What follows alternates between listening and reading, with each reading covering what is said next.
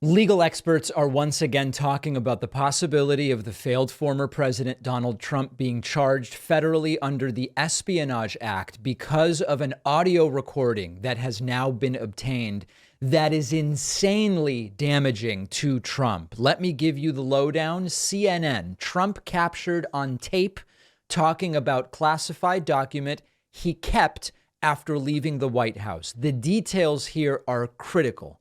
Federal prosecutors have an audio recording from a meeting in summer of 2021. Remember, this is after Trump left the White House, in which former President Trump acknowledges he held on to a classified Pentagon document about a potential attack on Iran. Multiple sources told CNN, undercutting his argument that he declassified everything. Remember, Trump said, I declassified everything I took.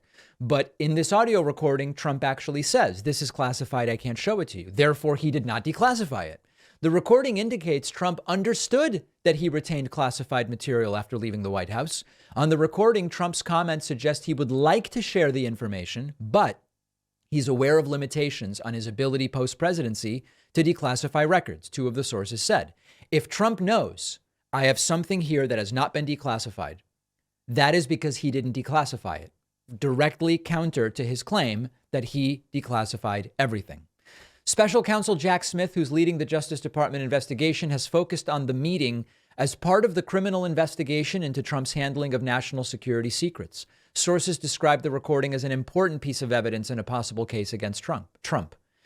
Prosecutors have asked witnesses about the recording and the document before a federal grand jury. The episode has generated enough interest for investigators to question General Mark Milley about the incident.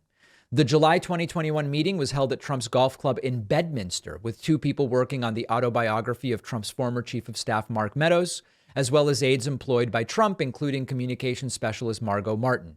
The attendees did not have security clearances that would allow them access to classified information. Meadows wasn't at the meeting.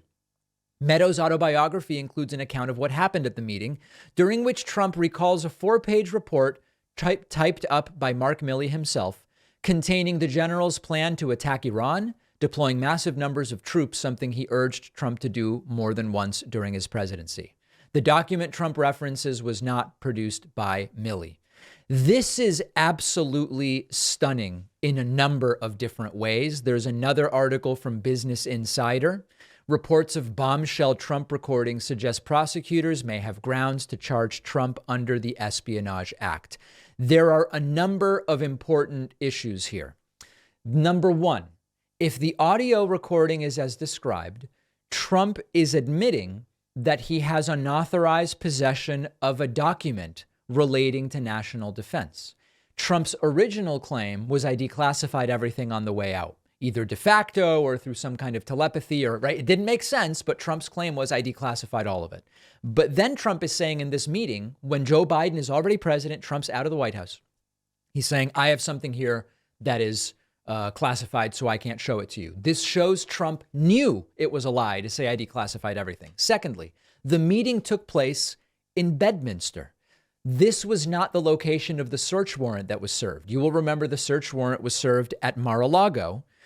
And we said at the time, if there are documents at Mar-a-Lago that Trump isn't supposed to have, there are almost certainly documents at Bedminster. Michael Cohen, Trump's former lawyer, said there are almost certainly documents at Bedminster. And now we have a recording that took place at Bedminster where Trump is there and he has a document that he says is classified, a document he doesn't actually have the right to just take with him. So we now are expanding the circle of criminality involving multiple Trump homes or golf clubs or whatever you want to call them. And then in addition, there are people on the recording who don't actually have the security clearance anyway, and would probably be pretty desperate and pretty incentivized to keep themselves out of jail.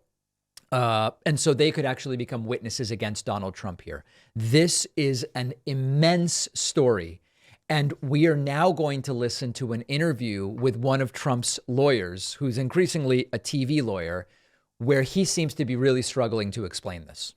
I often have a much longer list of nonfiction books that I'd like to read than I actually have the time for. And that's when summaries of books can be really useful. Our sponsor, Shortform, is the platform that goes way beyond what other book summary platforms do, because Shortform provides a clear and concise overview of the book that you can read or listen to in one sitting, but you also get a ton of other crucial context about how the book fits into the broader topic. Like, for example, I went through the Shortform guide for An American Sickness. It's a book by Elizabeth Rosenthal about the financial incentives that plague the U.S. healthcare system, many of which we've talked about.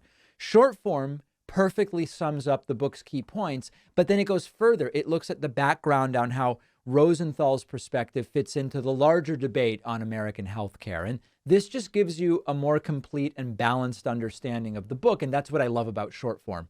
Shortform has every nonfiction genre imaginable, and they publish new book guides every single week. My audience can try Shortform totally free and get 25% off a subscription if you'd like at shortform.com/Pacman. The link is down below.